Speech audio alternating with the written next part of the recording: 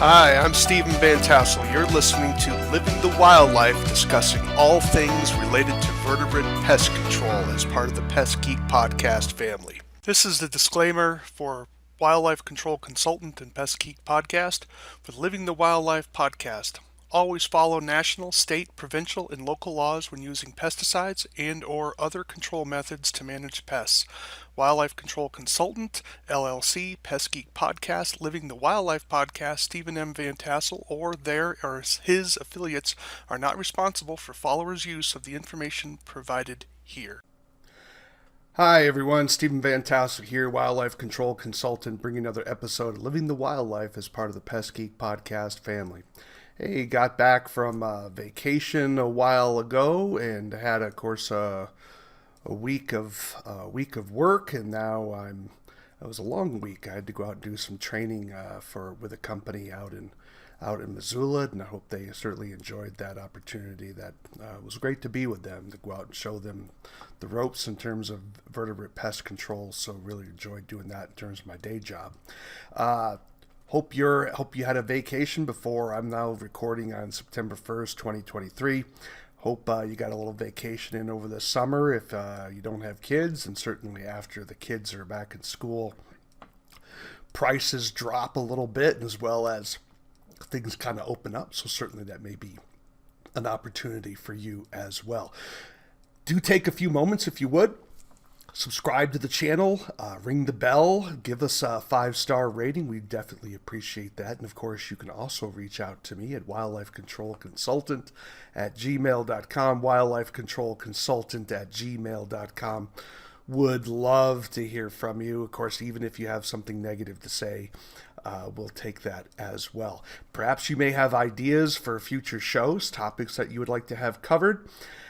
And then, of course, if you have someone that you think we should be interviewing, or perhaps some new product that you have, we would love to have you on the show. Part of our mission is to get information and new techniques and tools out to the wider wildlife control audience. We do have individuals that don't do wildlife control watching the video, of course, but our show is designed for the professional rather than the general public per se. But of course, anyone is welcome to watch the show. All right, enough about all that.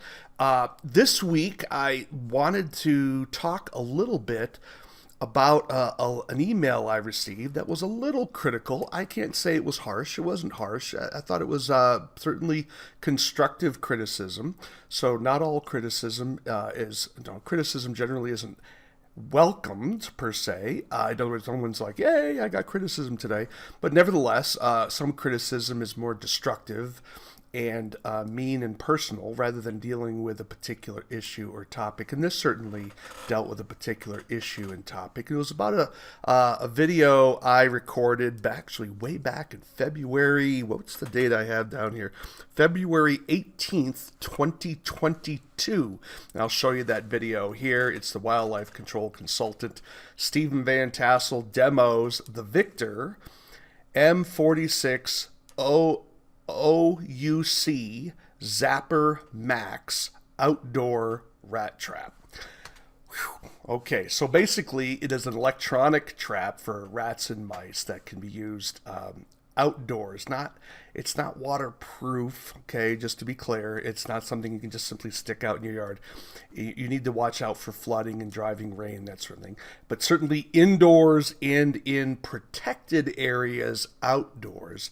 And it's an electronic trap that's designed. So as more and more people are having concern about secondary poisoning and even primary poisoning with rodenticides, of course, we're all waiting for the EPA to come out with its ruling, after its interim decision regarding rodenticides. As you know, I commented on that with previous podcasts as well as on a professional level. I did respond to some of the suggestions that the EPA was making. Not all of them were bad, to be fair, but a good number of them were, in my opinion, not scientifically based and had some untoward effects that would have on the constituencies that I certainly deal with. But that, I'll leave you to watch those other videos and see my comments on that.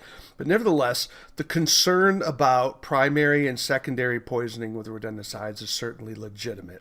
And Traps such as this, electronic traps, are part of the matrix of tools that can be useful in helping us reduce and help mitigate some of the negative effects of the rodenticide. So if one of the ways to reduce the effects of rodenticide poisonings is to reduce the amount of rodenticides we're using to begin with, right? And so this is one tool that's part of it. So I commented on it. And of course, there's also a growing movement within the United States for quote unquote humane control of rodents and, rats and mice, and for finding methods that cause them less pain and suffering. As you all know, I am not an animal rights activist. However, I also think that it is important to be thinking about how can we reduce the pain and suffering of the animals that we're controlling. But for me, the issue is within limits. In other words, it needs to be cost effective. And for me, the principle is 10%. If a technique is 10% more expensive than the less humane method, then I think we have a moral obligation to start moving in that direction. Nevertheless, at no point should we simply be using methods and tools that are just as effective, that are more humane than those that are less humane, especially if they cost the same price. I mean, I think that's just silly. I hope you would agree with that if you have two methods, they both cost the same, they're both the same efficacy rate, they're both the same convenience factor, and this one causes more pain to a rodent and this one causes less pain to a rodent, I hope we would all agree that we should probably start moving to this new one. Yeah, I understand you'd have to purchase a new product. The sunk cost of this one's already been paid for. But I hope in terms of all things being equal, if we have an option, we should be moving in that direction. The difference that I would have with various animal protectionist groups, of course, would be that they just, they don't see things necessarily in the economic framework as much as I would. And I think that's part of the framework that we must consider. Because for me, an animal is an animal, a human is a human, and they're fundamentally different things. Nevertheless, I got a letter which was I took it as a little bit of offering some criticism of my video. So I took a little time and reviewed what I said in that particular video, and I just want to kind of read for you some highlights from this letter. It's not very long.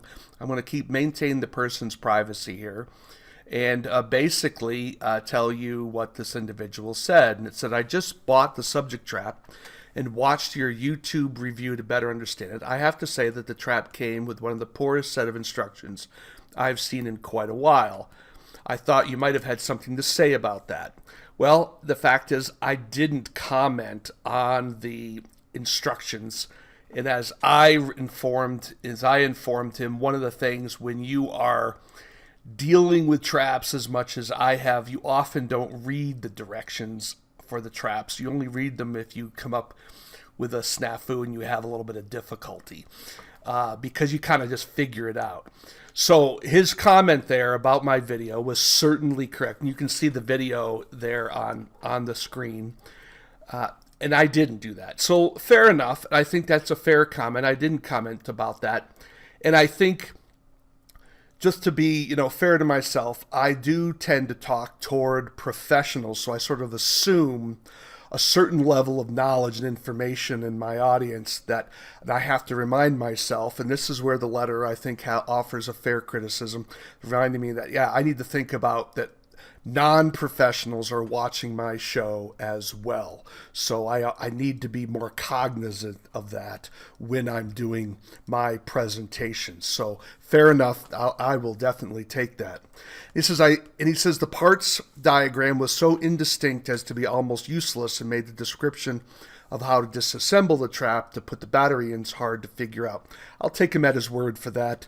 I can't recall if I was really paying a whole lot of attention to the directions. And the lack of the firm, snap-together fit of the parts made me question if I was doing it correctly at first. Again, I will just take him at his word at that.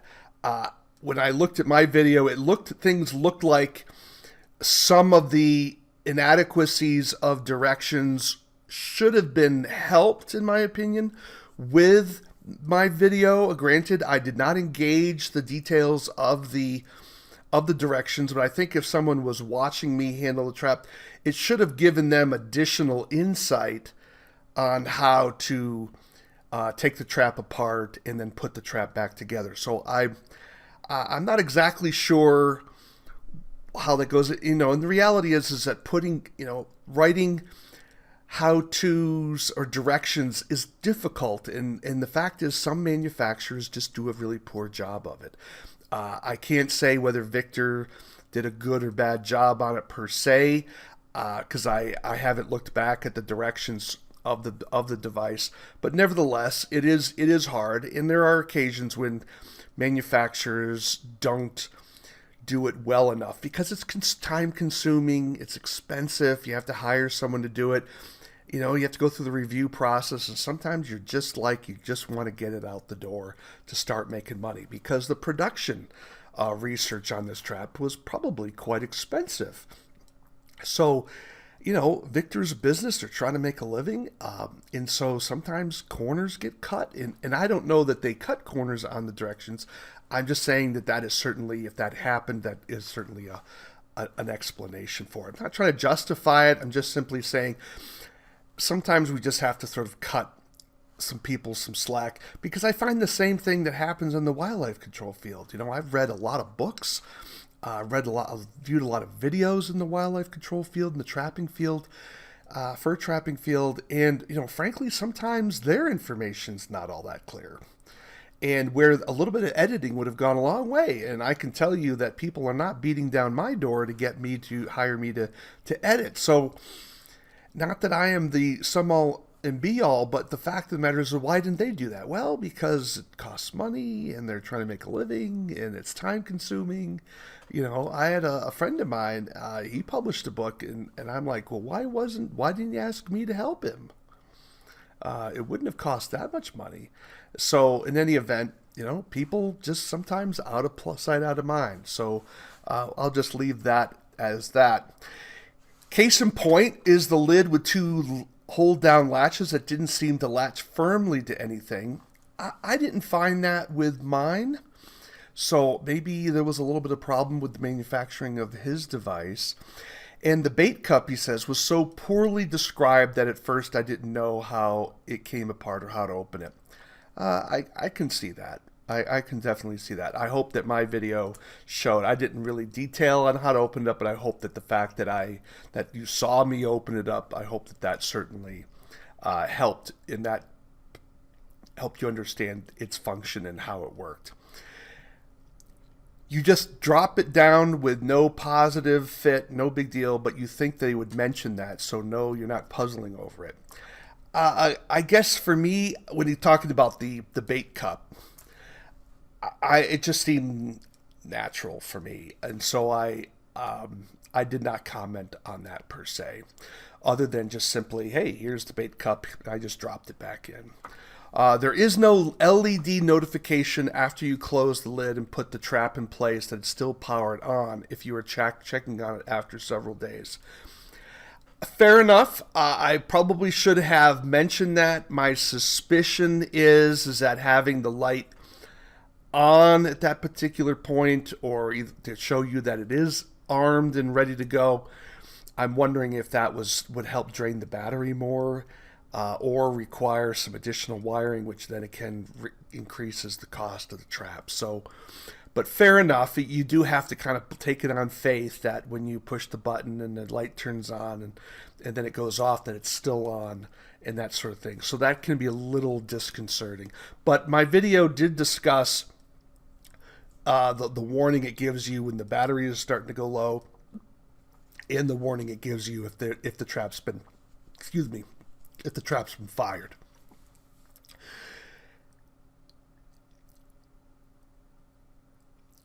He offered some specific comments for my video, and that, as he says, perhaps explain some of the above, and then, I have, of course, here, according to Victor, the trap is designed for use indoors or outdoors. I didn't see that necessarily in my literature. I think I believe, if I remember correctly from my video, it talked about that it's indoors. But I did mention if you're using it outdoors, make sure it's protected away from flooding. And I did mention probably should be caveated that not in flooding or blowing rain conditions. I mentioned that in my video, so that I did cover. I did mention the battery issue. He talked about lithium batteries are specified to meet their advertised lasts up to 3 years. I can't speak to that. Again, I didn't pay a lot of attention to the directions. I'll take his word for it there. I think 3 years would be pretty hard to maintain. I noted that when I used regular Duracell copper top batteries, I got about 3 months worth of control, but that was also in cold conditions in an unheated garage. And of course, it can get kind of cold here in October and November. I think I did it from September to December, so you're looking at October, November, December, so 3 months. And it can get quite cold here in November, December. Of course, that will also eat a battery a little bit, and then of course it fired once. I do think that, although I haven't tested it this way, I do think that the Energizer lithium, that's the silver AA batteries, would have worked better and lasted longer. There's been some good experience. I've had good success with it, not with this particular trap, but in trail cameras, because I got that tip from a friend of mine when I was working at the university, and they used Energizer lithium AA's for their trail camera studies, and they were very happy with that particular battery. They said for the cost benefit ratio, because they are more expensive than the regular Energizers, that you got far more use out of them that covered the cost, the additional cost of the batteries plus, was my impression from his conversation. So that's what I would suggest. I completely agree with the person who wrote the letter that the 7 screws holding down the batteries, the battery lid, is really annoying, and it absolutely is. And I did clearly mention that within my video. So here's an example. I promised the individual that I would respond to his letter by a podcast. Appreciate the letter. I think that he had some points that I definitely need to consider. So let me highlight some of those. Number one, I need to keep in mind that my audience is bigger than professionals. Ditto. Fair enough. I do need to do that.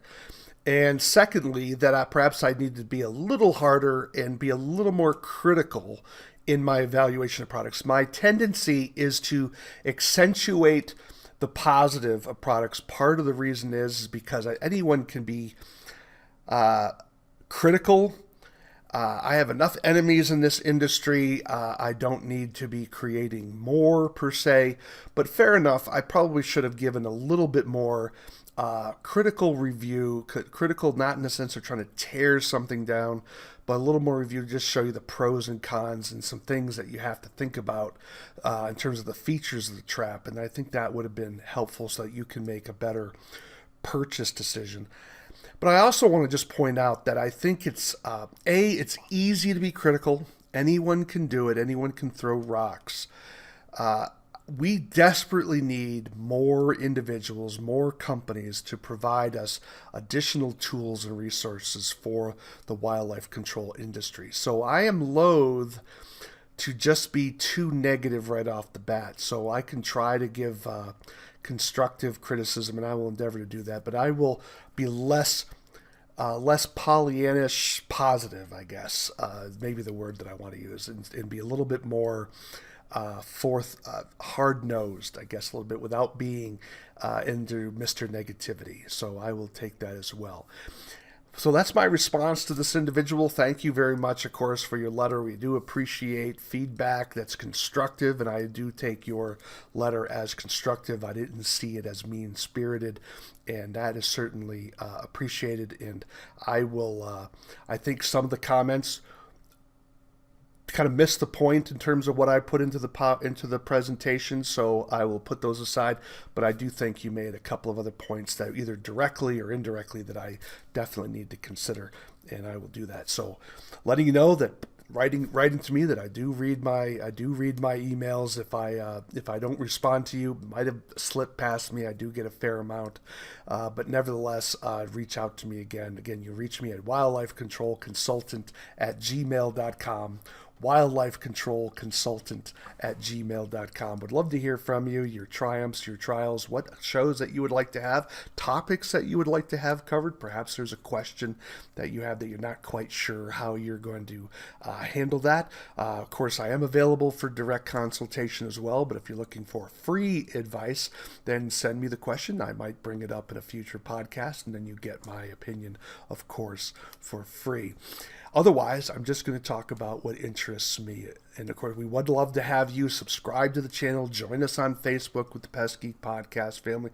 We'd love to have you there to share your triumphs and trials and to share ideas with one another. We'd love to have you there. Of course, if you don't like dealing with YouTube, you can also visit me on Rumble, and I would just go to Wildlife Control Consultant, and my channel will come up there. Actually, I publish my videos actually sooner on Rumble than they come out on YouTube. So you've been listening to Living the Wildlife. Why do we call it Living the Wildlife?